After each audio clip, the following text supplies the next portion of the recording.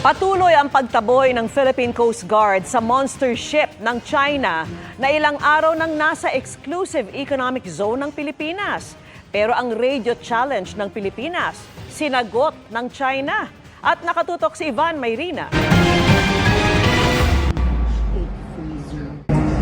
You were advised that you were currently sailing within the Philippines exclusive economic zone. Hindi tinatantanan ng Philippine Coast Guard ang tinaguriang monster ship ng China na ilang araw na naglalayag sa exclusive economic zone ng Pilipinas.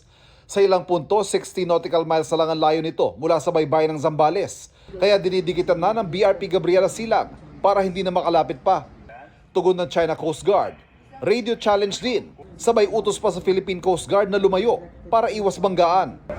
Please comply with international regulations for preventing collisions at sea. That falls within our own exclusive economic zone and in accordance with the Philippine Maritime Zones Act, United Nations Convention of the Law of the Sea, and the 2016 Tribunal Award. Wala naman ibang aktibidad ng monster ship kundi magpabalik-balik habang pinapanatili ang 60 to 70 nautical miles na distansya sa baybayin. Yan ang strategy nila. No? They are going to normalize the unlawful activities and then they're going to change the status quo for a certain long period of time. Hindi rin isinasantabi ng PCG ang posibilidad na pambaling ng atensyon lang ang paglalayag ng monster ship. Pero may iba pala silang aktibidad sa ibang bahagi ng West Philippine Sea.